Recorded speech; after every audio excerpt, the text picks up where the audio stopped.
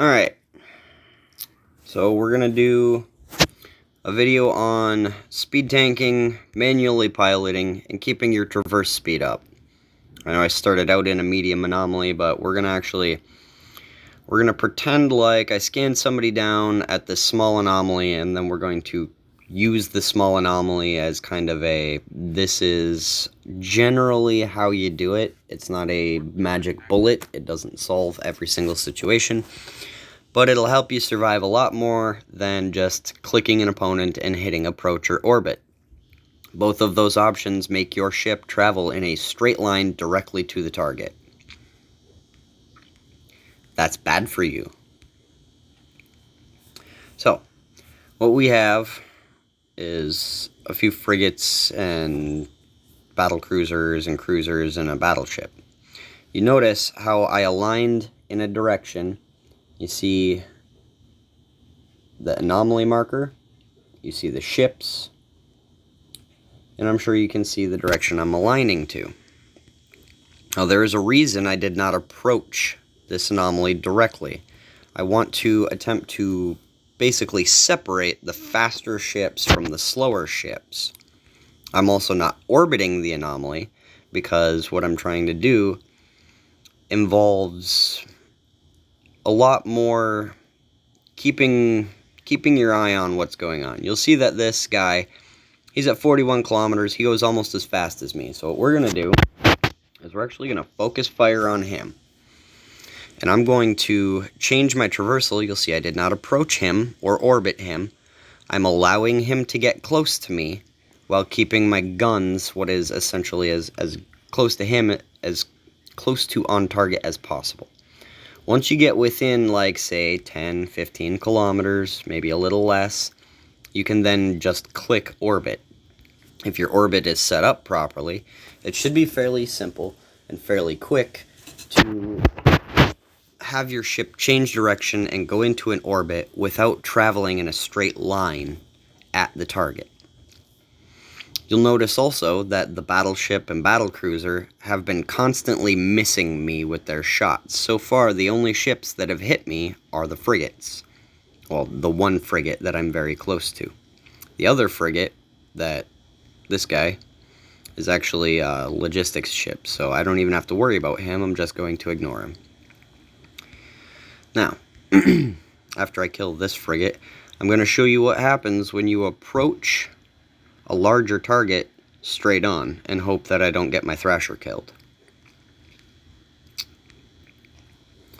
Now watch. I'm going to approach this battleship, and he's going to hit me, and it's going to hurt.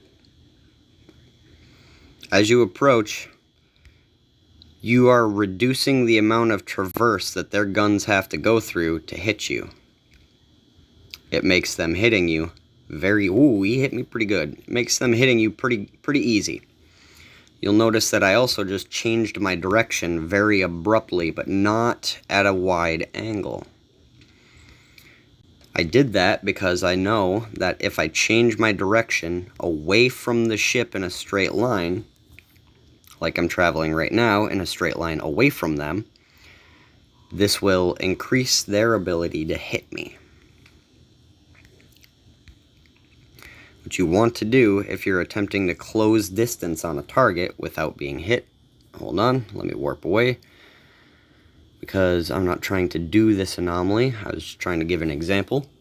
If you're trying to approach a target and gain distance on it without getting hit, you want to keep your traverse speed up as high as possible. You'll notice flying away in a straight line got me knocked almost straight down to hull in one volley.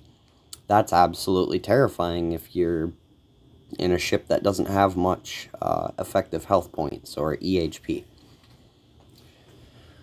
So, generally speaking, as soon as you land, you don't want to fly directly at your target.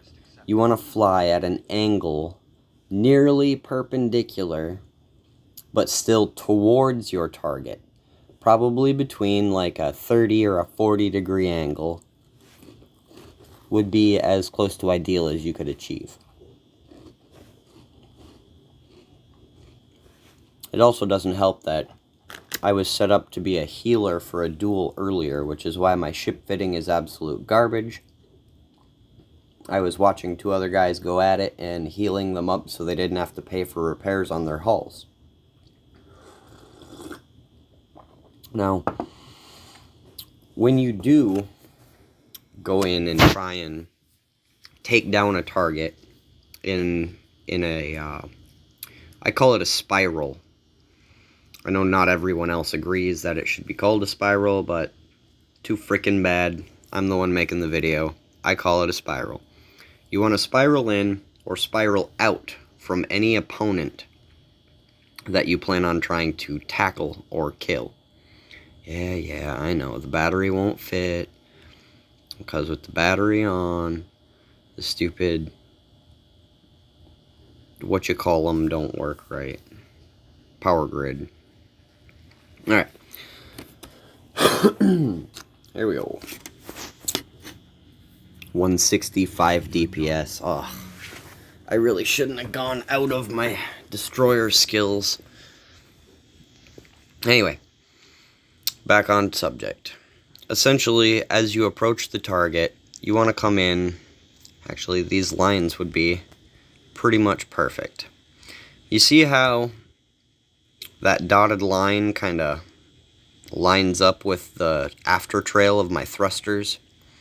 Almost parallel, but at a pie angle, kind of like a slice of pie. Basically, as you're heading in and out of an area for combat, you want to keep that angle as steep away from the dotted line representing incoming enemy gunfire. You want it to almost look like a T as best you can. But you're also trying to either gain distance away from a target or gain distance on a target. So as you do so, you also want to modify the upper part of the T that represents your line, the line you are traveling in relation to the incoming gunfire. If you're trying to gain on a target, you want that T to slant towards them. You still want to be traveling almost completely perpendicular to their ship as much as you can, but you still want to be gaining distance as you're doing so, or reducing the distance between you and them. The reason for the traversal mechanism the way it is, the way your speed tanking can work and should work, is that their guns can only track your ship at a certain speed. Anything past that speed, for your signature radius and ship size and their gun size, makes you essentially impossible to hit. The faster you go, the smaller your signature radius is, and the more off the line of incoming fire you're traveling, the less likely they are to hit you. As a speed tanker, you're attempting to increase your traversal speed, your movement speed, and decrease your signature radius as much as possible. Now, in my opinion, I say micro warp drive over afterburner every day, all day long, unless your ship gets specific bonuses to afterburner. There's a reason for that. When you pop a micro warp drive versus an afterburner, on a ship like a Thrasher, you might gain from 580 up to, you'll top out at like 700, 800, maybe 1,000 meters a second. And you take no penalty to signature radius, but most medium and large ships won't struggle nearly as much to hit you as they would if you were moving faster.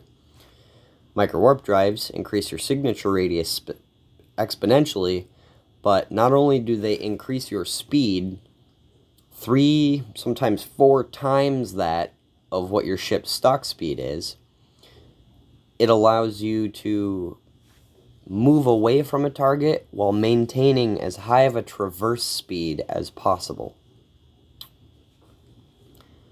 Anyway, I'm going to conclude this video. If you have any other questions, please feel free to contact me on Discord, and I will try and explain this to the best of my ability.